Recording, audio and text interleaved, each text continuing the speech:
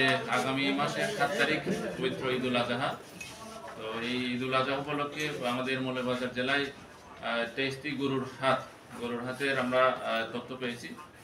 তো এই গরুর হাতের বিভিন্ন ধরনের কেনাকাটা হবে, গরু পশু বিক্রি করা হবে এবং কেনা হবে। তো সেটাকে লক্ষ্য করে একটা চক্র, জাল টাকা পাচার চক্র, তারা হচ্ছে যে বিভিন্ন জায়গা থেকে এই জাল টাকা নোট সংগ্রহ করে আমাদের মৌলভীবাজার জেলায় সরিয়ে দেওয়ার জন্য তারা চেষ্টা করতেছিল। এটা আমাদের গোয়েন্দা তথ্য ছিল। এবং একই সাথে মৌলভীবাজার জেলার পূর্বে যারা এই ধরনের কর্মকাণ্ডের সাথে জড়িত ছিল আমরা তাদেরকে ট্রেস করতেছিলাম। তো এই গতকালকেই গোপন তথ্যের ভিত্তিতে আমাদের জেলা পুলিশ সুপারের নির্দেশে ওসিডিবি ইন্সপেক্টর মাহবুব তার নেতৃত্বে একটা টিম শ্রীমঙ্গল থানার ভুনবীর ইউনিয়নের রুস্তমপুর থেকে আমরা একজনকে আটক করতে সক্ষম হই। তার নাম হচ্ছে যোগেন্দ্র মল্লিক এবং তার কাছ থেকে আমরা 2,77,200 টাকা বাংলাদেশি টাকা হচ্ছে জাল নোট এবং 3,900 রুপি ইন্ডিয়ান রুপি আমরা তার কাছ থেকে উদ্ধার করি।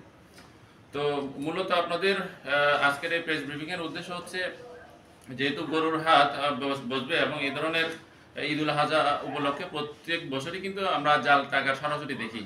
তো আমাদের এসপি স্যার আগে থেকে নির্দেশ দিয়েছেন যে আমরা যাতে এইবারের কোরবানি ঈদে যাতে কোনো প্রকারের জাল নোটের সরাসরি না হয়, কোনো প্রকারের জাল নোট যাতে সরাতে না পারে, সেজন্য আমরা যাতে কাজ করি। তো সেই জন্য আমরা আগে যেটা বললাম যে বিভিন্ন সময়ে যারা এই ধরনের কর্মকাণ্ডের সাথে জড়িত ছিল আমরা তাদেরকে ট্রেস করতেছিলাম। এই প্রেক্ষিতে গতকালকে আমরা অভিযান পরিচালনা করে একজনকে আমরা অ্যারেস্ট করতে সক্ষম হই। তো এখন মূল বিষয়টা হচ্ছে এখানে যারা জড়িত শুধুমাত্র একজন বাহককে আমরা পেয়েছি। তো আমরা এটা তদন্ত করতেছি এবং এর সাথে যে চক্রটা জড়িত, অর্থাৎ আগে থেকে যারা কাজ করতেছে, যেখানে টাকাগুলো ছাপানো হয় সেই ব্যাপারে আমরা কাজ করতেছি। আশা করি আমরা সেই মেশিন সহ এবং অন্যান্য যারা জড়িত ছিল তাদেরকে আমরা অ্যারেস্ট করতে সক্ষম হব। আর আপনাদের মাধ্যমে আরেকটা মেসেজ আমরা দিতে চাই, সেটা হচ্ছে এই যে আসন্ন গরু বাজারগুলোতে আপনারা এই জাল টাকার নোটের ব্যাপারে যদি একটু বেশি করে প্রচার করেন এবং লোকজনকে যদি সচেতন করেন এবং তারা যদি আমাদেরকে কোনো ধরনের তথ্য দিয়ে সহযোগিতা করতে পারে, তাহলে আমরা পুরো মৌলভীবাজার জেলায় যাতে কোনো ধরনের এই জাল নোট সরাতে না পারে সে ব্যাপারে আমরা কাজ করতে পারবো।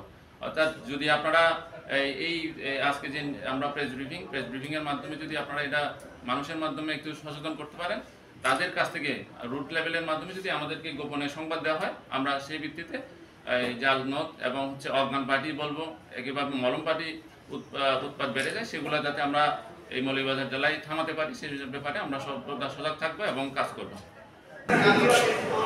আসেন ভাই আসেন।